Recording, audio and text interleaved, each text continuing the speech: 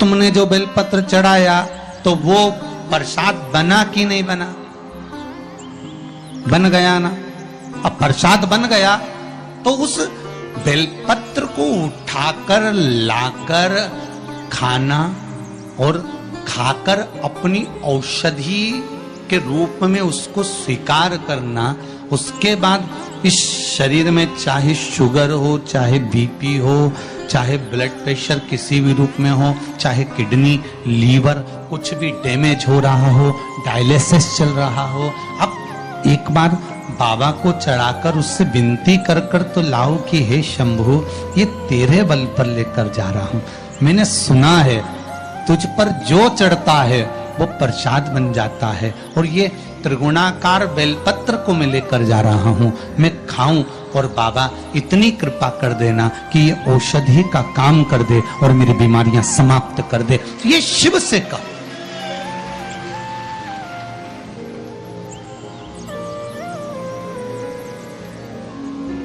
क्यों निर्माल्य बनकर फेंका जाए बेलपत्र को?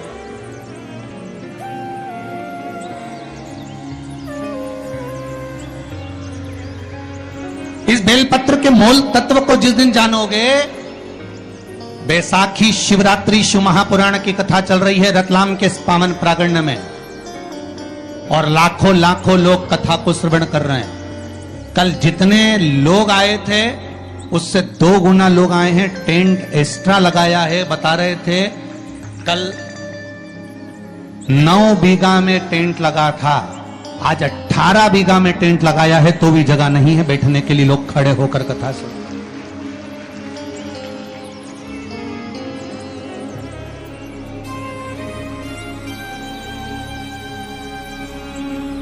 और 18 बीघा के टेंट में भी जगह नहीं। पीछे पुरुष को आप एक निगाह अगर मारकर देखेंगे तो ढेरों में खड़े हैं। इधर देखो, उधर देखो, जहां निगाह पहुंच जाए उधर देख लीजिए। हमारे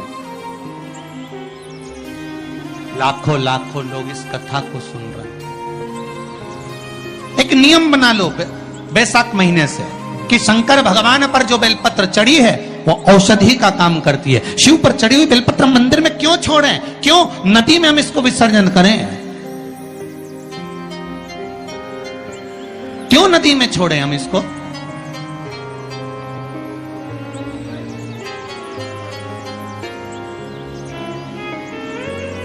उसको उठा लाए, उसका प्रयोग करा, खाया, और उसका जो फल हमें मिला वो जीवन का सुख। हम तो ब्राह्मणों से भी कहेंगे, जितने ब्राह्मण जन शंकर भगवान के मंदिर में पूजन करते हैं, जितने विप्र जन भगवान शिव के मंदिर में पूजन करते हैं, उनको करबद्ध निवेदन, उनके चरणों को प्रणाम कर कर, उनके चरणों को नमन कर कर, उन ब्राह्मणों के चरणों को नमन कर कर निवेदन करूंगा कि आप शंकर जी के मंदिर में कोई प्रसाद बांटो ना बांटो, जो बेलपत्र शंकर जी के मंदिर में चढ़ती है उस बेलपत्र को उठाकर धूप में डाल दो, सुखा लो, पीस लो, और पीसने के बाद उसकी पुड़िया बना लो। उस पुड़िया को प्रसाद के रूप में देना चालू कर दो कि ये खाना चालू करो। किडनी, लीवर, शुगर, बीपी सब धीरे धीरे धीरे धीरे समाप्त होने लगेगा। तुम करो तो। वो बेलपत्र ना तो किसी नदी में विसर्जन करने की जरूरत है और ना कहीं फेंकने की जरूरत है।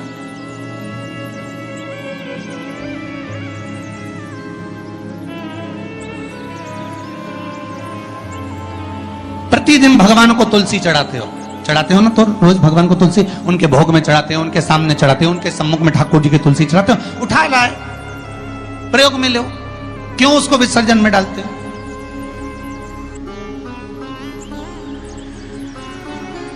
जो विसर्जन के लायक है उसका विसर्जन करो, और विसर्जन भी कहां करो? क्षिप्रा, गंगा, नर्मदा, सरयू या आपके क्षेत्र की कोई पवित्र नदी है, उस नदी में ले जाकर कोई निर्माल्य वस्तुएं मत पटको।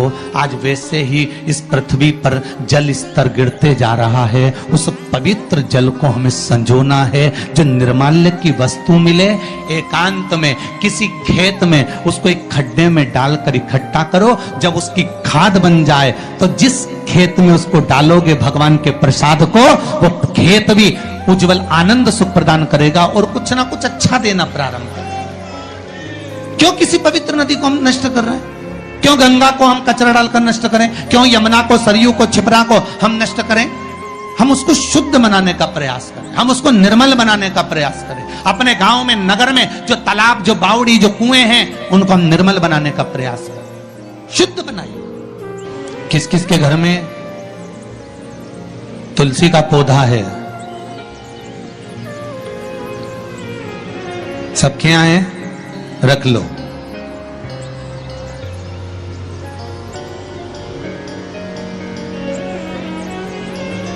कहां लगा है? घर के अंदर कि घर के बाहर? घर के बाहर, ठीक है। दिया लगाते हो? अच्छा, कौन है वो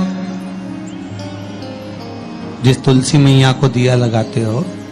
कौन है वो? बोलते तो जाओ जरा जल्दी जल्दी। माता है। घर में जो सास है वो कौन है? वो भी बोलो तो, जम के बोलो जरा। माता है। बैसाख का महीना चल रहा है, बहुत जोरदार गर्मी पड़ रही है, बहुत जोरदार गर्मी, खूब जोर की। तुम्हारी सास की कुर्सी घर के बाहर लगा दो।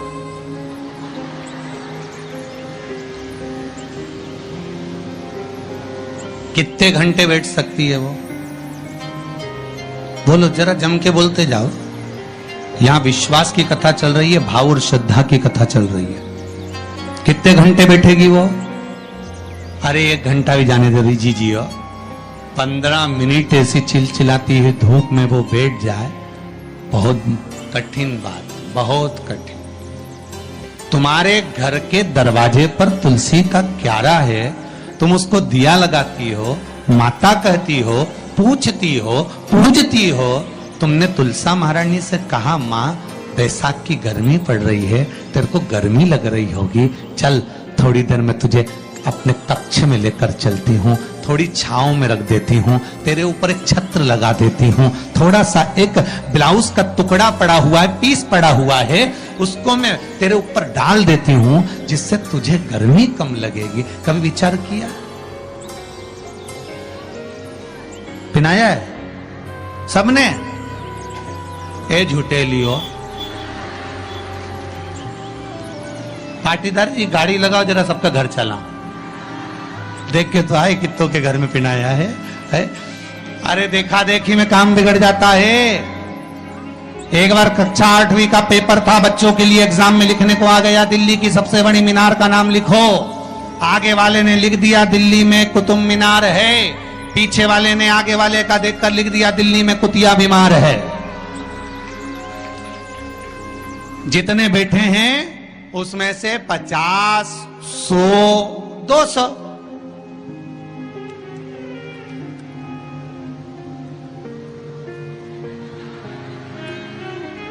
अरे बोलो तो सही है वो, उतना बोल।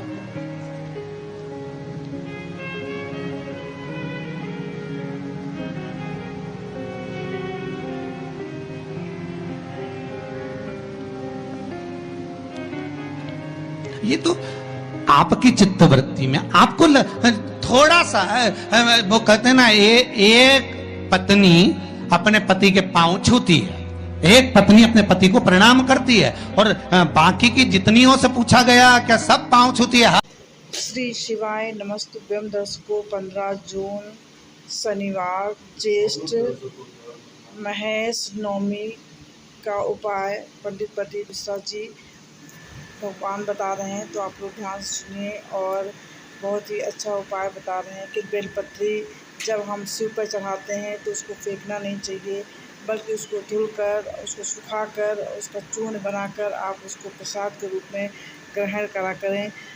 अगर हम लोग मंदिर में प्रसाद चढ़ाते हो तो पंडित जी को भी चाहिए कि वो जितने भी बेलपत्री हैं इकट्ठा करके उसको धुल के सुखा के प्रसाद के रूप में दें। इससे कोई भी रोग अगर आपको है तो वो दूर हो जाती है।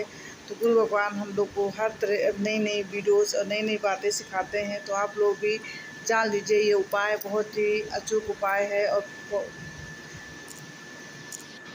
गुरु भगवान के बताए हुए उपाय को आप लोग ज़रूर करा करें। यदि आपके जीवन में कोई भी दुख विपदा है तो आप लोग इनके वीडियोस देख करके और आप सीखा करिए। जो वीडियो मैं डालती हूँ गुरु भगवान के बताए हुए उपाय को जानकर समझकर मैं आप सभी को सरल भाषा में समझाने की पूरी कोशिश करती हूँ। और यदि आज का वीडियो आपको अच्छा लगा हो तो आप लोग शेयर करें, लाइक करें, कमेंट करें, बेल आइकन दबाना आप लोग बिल्कुल भी ना भूलें।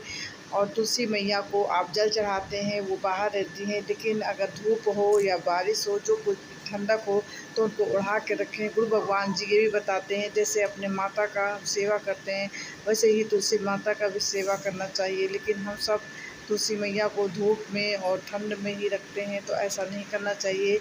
और जो लोग तुलसी मैया को ओढ़ा के रखती हैं, कमेंट बॉक्स में आप लोग ज़रूर लिखिएगा कि आप लोग तुलसी माता को धूप छाँव से बचा के रखती हैं। और आप लोग कौन-कौन लोग दिया जलाते हैं, आप लोग ज़रूर बताइएगा। यदि आपका कोई उपाय समझ में ना आए या कोई बात समझ में आए तो आप क्वेश्चन भी कर सकती हैं। तो आप लोग जो न्यू हो मेरे चैनल को ज़रूर सब्सक्राइब करें, लाइक ज़रूर करें, मैं दोबारा से कहती हूँ। और बेल आइकन दबाना आप लोग बिल्कुल भी दर्शकों ना भूलें। दर्शकों सुबह के समय तो हम लोग जल चढ़ाते हैं, लेकिन अगर धूप हो तो अगर छाँव है कहीं पर तो आप वहाँ पर आप तुलसी मैया को रख दें। अगर ठंड का मौसम है तो आप उसको चुनरी ओढ़ा के माता को रखें। गुरु भगवान इसे ही सब बातें अच्छी बातें बताते हैं, जैसे हमें अपने और इष्ट देव जितने हैं उनकी हम सेवा करते हैं, उसी तुलसी मैया की भी सेवा पूजा करें। तो उम्मीद है आप सभी को समझ में आ गया होगा। तब तक के लिए नमस्कार। नेक्स्ट वीडियो में आप सभी से फिर से मिलते हैं। तब तक के लिए नमस्कार, प्रणाम।